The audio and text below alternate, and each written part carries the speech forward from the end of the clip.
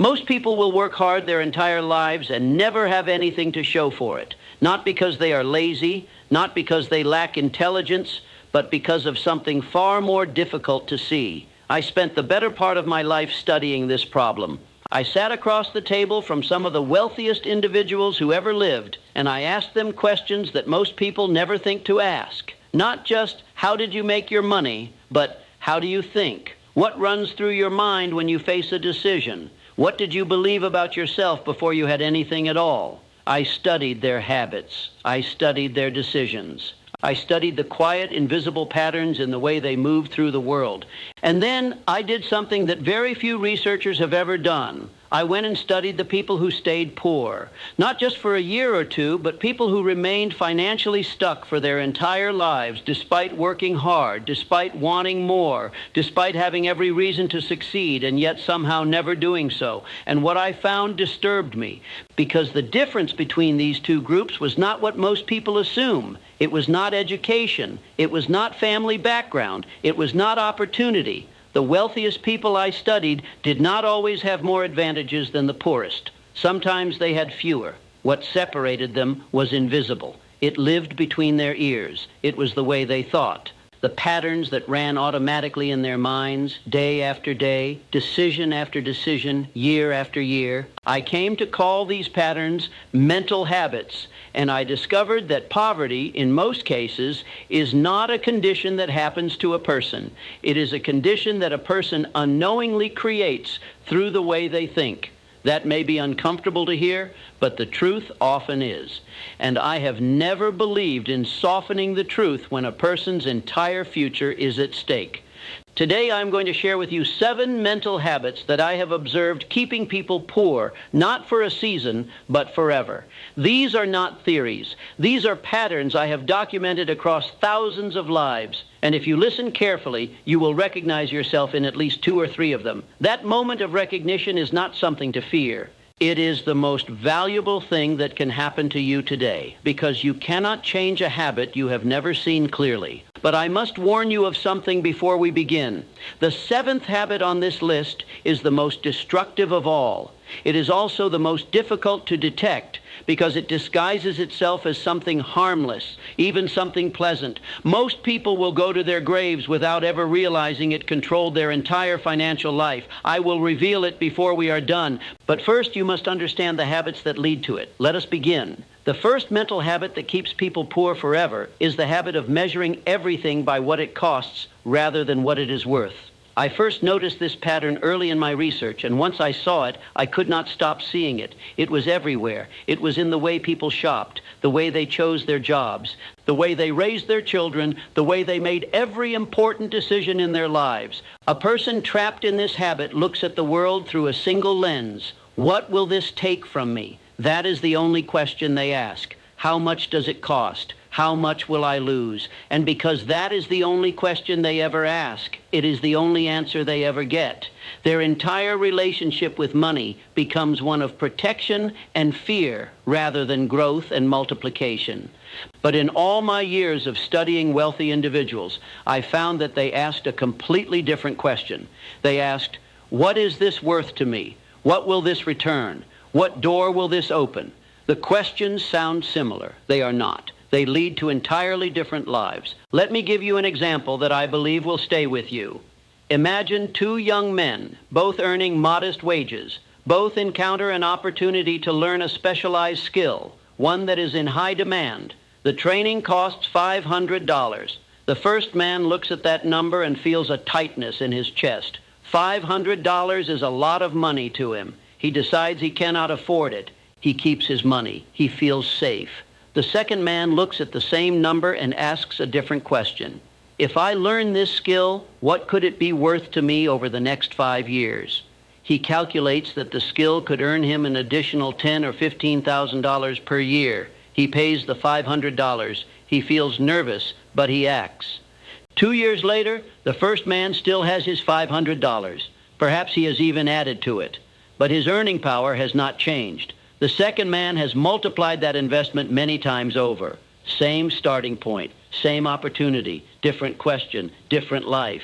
Now multiply this across every decision in a lifetime, every book not purchased, every course not taken, every mentor not invested in, every opportunity turned down because the price felt too high. The cost of inaction is almost always greater than the cost of action. But the person trapped in cost thinking never sees the other side of the ledger. They only see what leaves their hand. They never see what could have come back. I discovered something else about this habit that surprised me. The people who guard their money the most carefully are often the ones who lose the most, not in a single moment, but slowly, across decades. They buy the cheapest tools that break and must be replaced. They choose the lowest cost professional help and receive the lowest quality results. They save pennies in ways that cost them dollars. The arithmetic of cost thinking always works against you in the long run.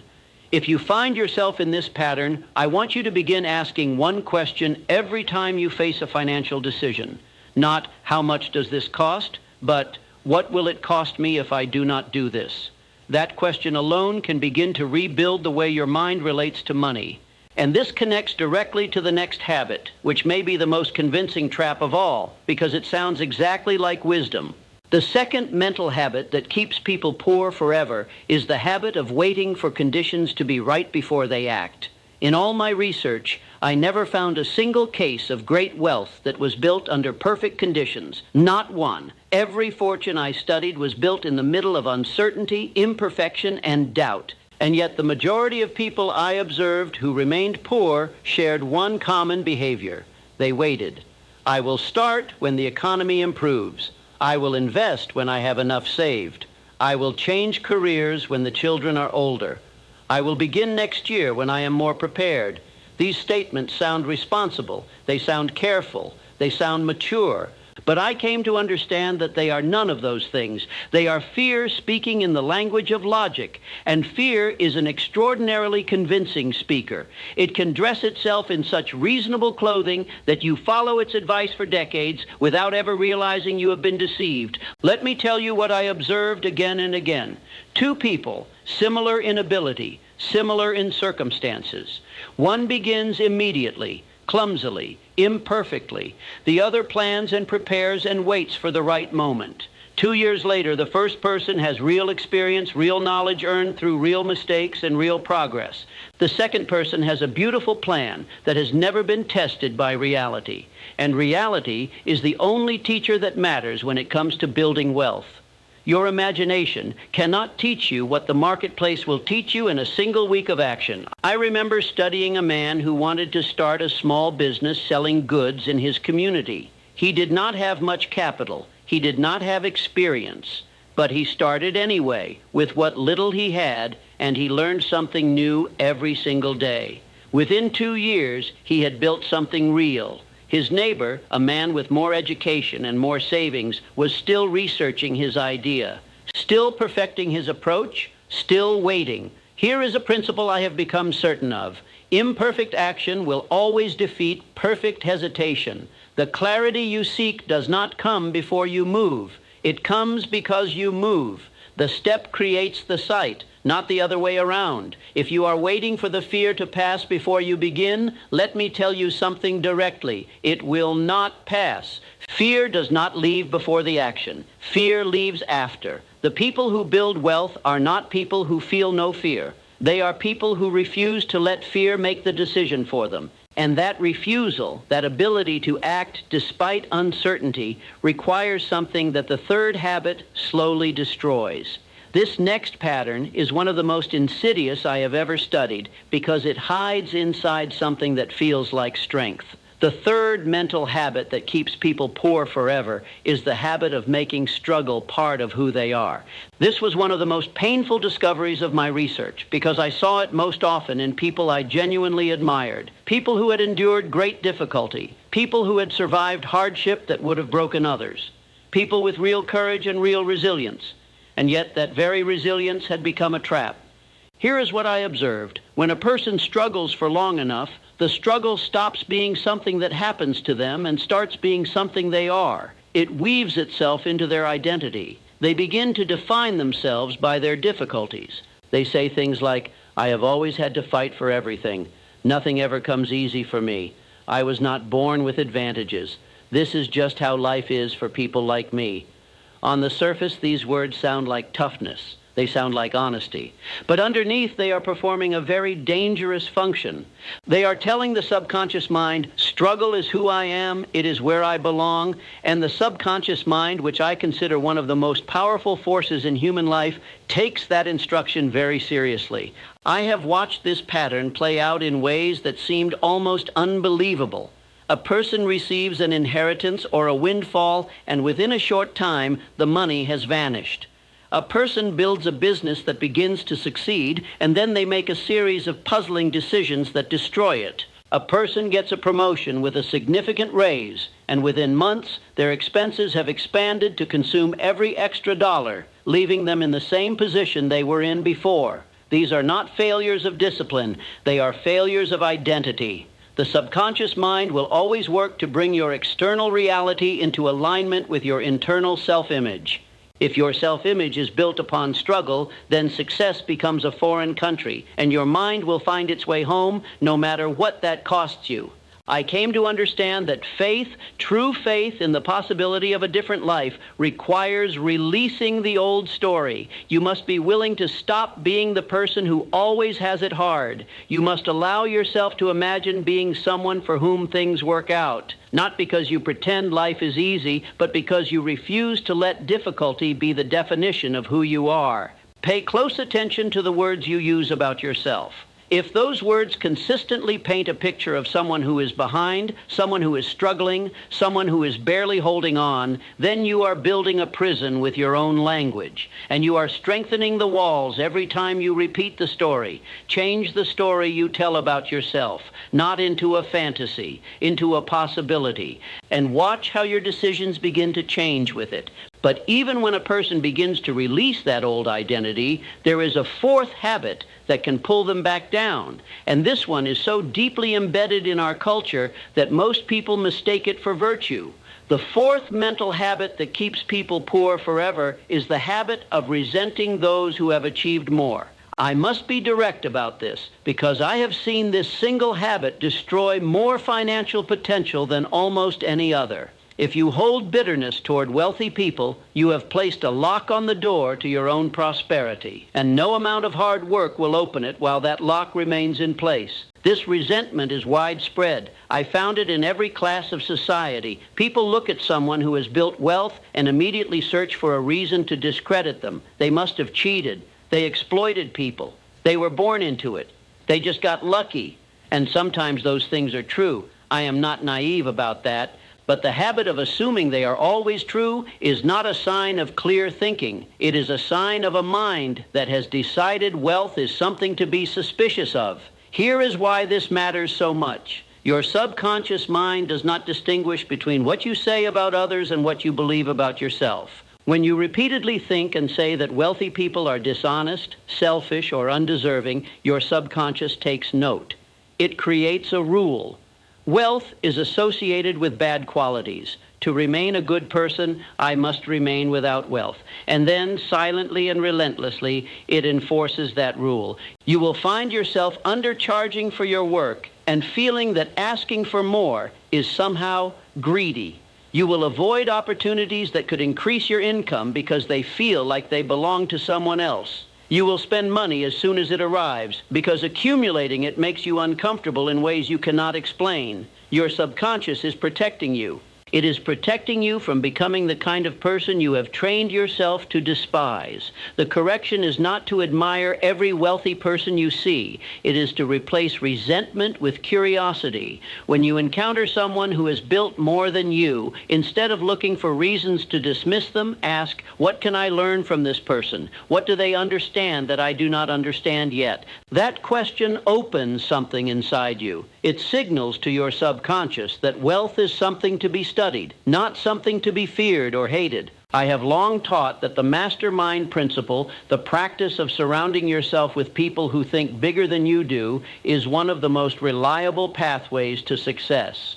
But resentment makes that principle impossible. You cannot learn from people you look down on. You cannot grow alongside people you secretly despise. Release the bitterness. It is not protecting you. It is impoverishing you. And every day you carry it is a day you push further away the very thing you say you want.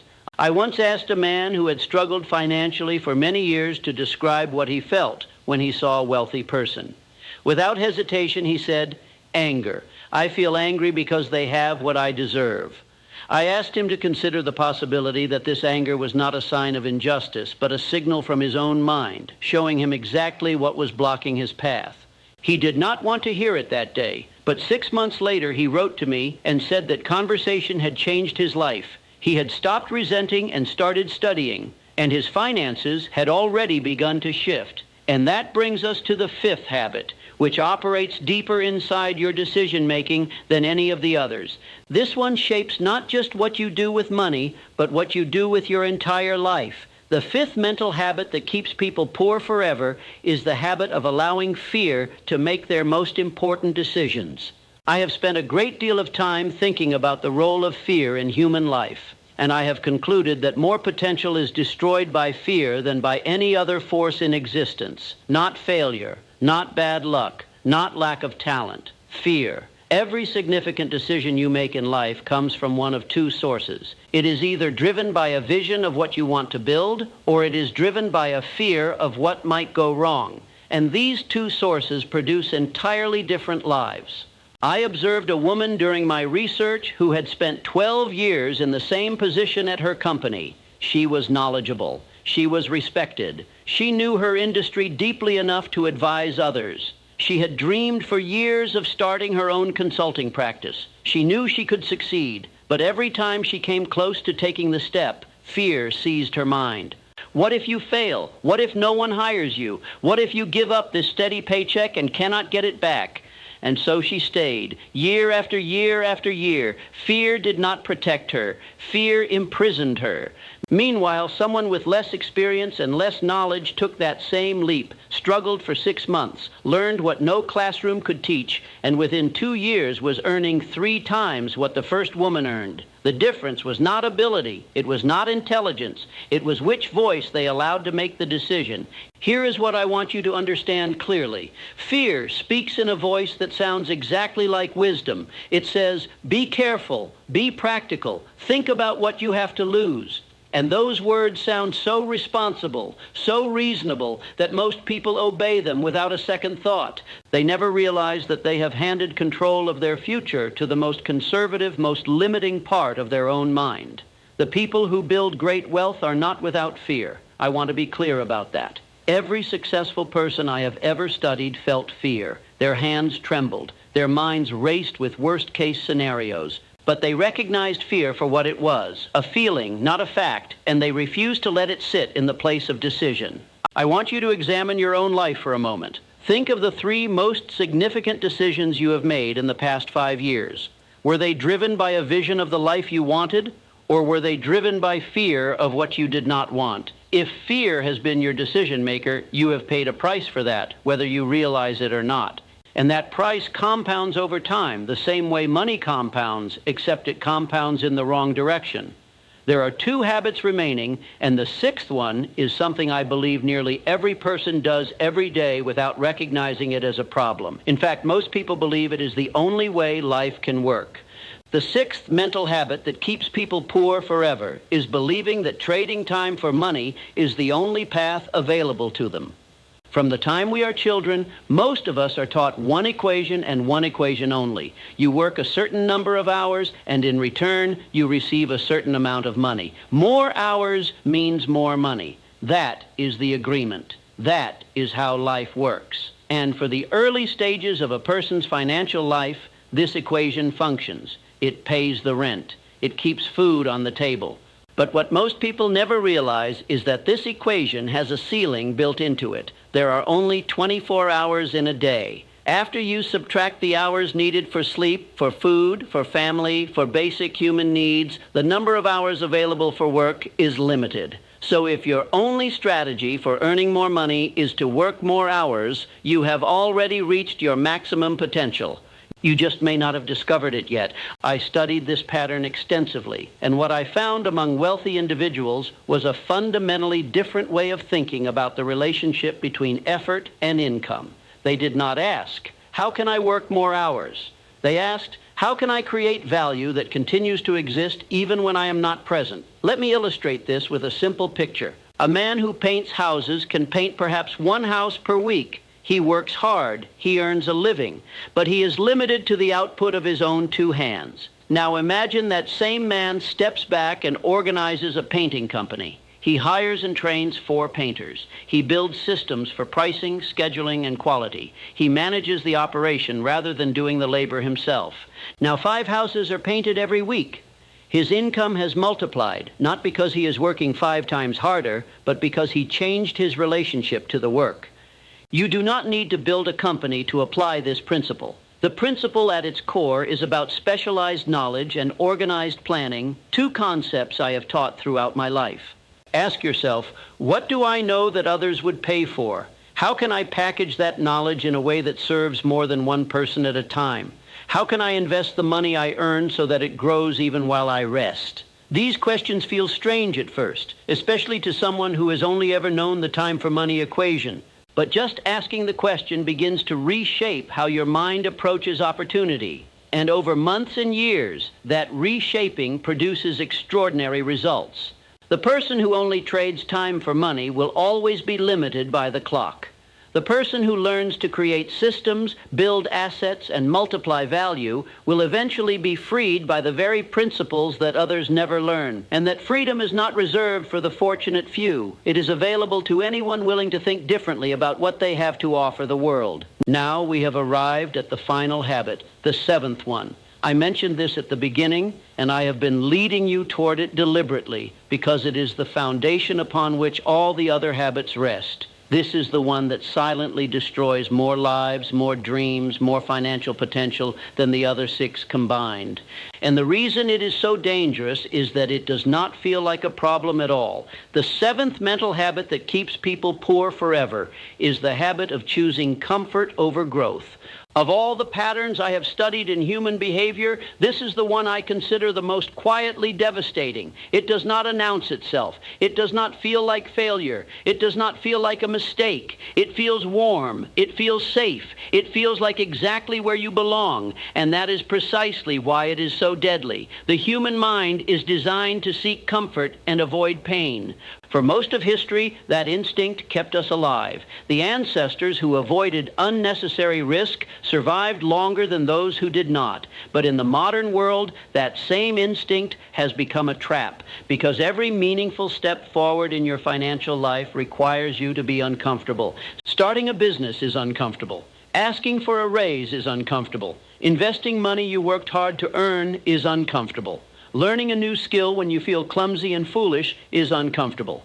Entering a room full of people who are further ahead than you and admitting that you have things to learn is uncomfortable. Having an honest conversation with yourself about your finances, looking at the real numbers without excuses, is deeply uncomfortable. And so what does the average person do? They avoid it. All of it. They go to work, come home, eat dinner, sit in their favorite chair, turn on something entertaining, and let the hours pass. They do this 5 days a week, 50 weeks a year, for 30 or 40 years. And then they arrive at the end of their working life and wonder why nothing ever changed, why the dreams they had at 25 are still just dreams at 65. I want you to picture 2 versions of yourself.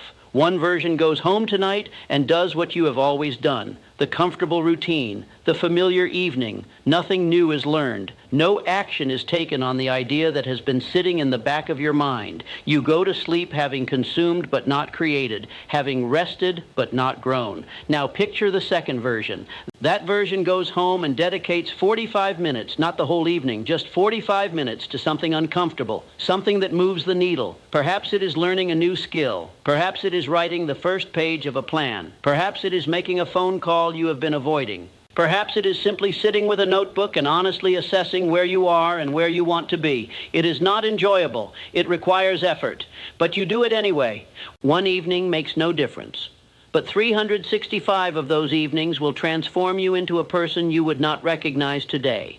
The comfortable version of you and the growing version of you will be living completely different lives within 2 or 3 years. Same hours in the day, same starting point, different use of the discomfort that everyone feels but most people flee from. I have never taught that life should be miserable. I have never believed that suffering for its own sake builds character. But I have observed without exception that every person who achieves lasting wealth passes through sustained periods of discomfort to get there. And every person who remains in poverty has found a way to avoid that discomfort entirely. Comfort is not the reward for a life well lived. Comfort is what you settle for when you have given up on the life you truly wanted. And every day you choose it over growth, you are making a withdrawal from a future that could have been extraordinary. Begin with one uncomfortable action per day. Just one, not 10, not 5. One choice each day that your comfortable self would rather avoid.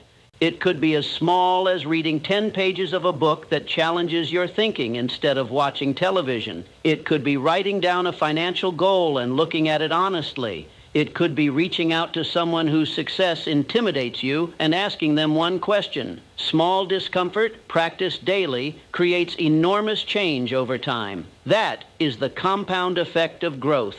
And it works just as reliably as compound interest, except the returns are even greater.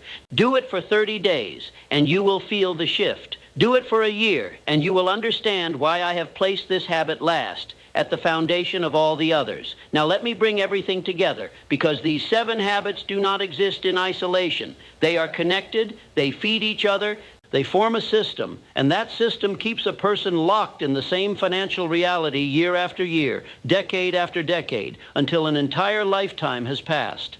The person who measures everything by cost never invests in themselves. Because they never invest in themselves, they never develop the specialized knowledge or skills to escape the time for money trap. Because they are stuck trading time for money, they play it safe and let fear make their decisions.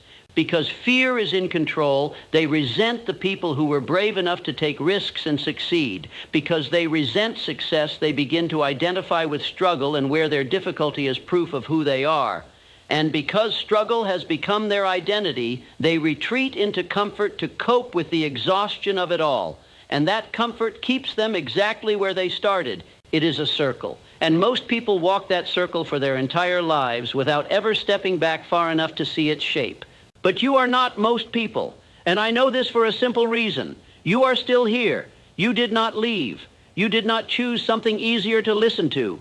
You stayed, and that tells me something important about the kind of person you are underneath whatever habits you may be carrying today. Here is what I want to leave you with. These habits can be changed. I have seen it happen. I have documented it. I have watched people who were trapped in every one of these patterns break free, not all at once, not through some sudden revelation, but through steady, daily, deliberate decisions. Every time you choose value over cost, action over waiting, growth over comfort, vision over fear, curiosity over resentment, you are laying down a new track in your subconscious mind. And that new track, once it is deep enough, will carry you to places the old one never could. You do not need to conquer all 7 today. That would be overwhelming, and I have never believed that overwhelm leads to action. Instead, choose the one habit that struck you the most, the one that made you pause, the one that felt uncomfortably familiar. Start there. Give it your full and disciplined attention for 30 days, just 30 days. Watch how your decisions begin to change. Watch how you begin to see opportunities that were always there, but that your old thinking made invisible. Wealth is not an accident. Poverty is not a permanent sentence. They are both the product of mental habits practiced daily and compounded over time. The only question that matters now is this: which set of habits will you practice from this day forward? The answer is yours to give. It has always been yours. The only difference between this moment and every moment before it is that now, perhaps for the first time, you can see the choice clearly. Make it wisely, make it today, and do not look back. If this lesson helped you, subscribe to Napoleon Mindset for more timeless principles of success and wealth.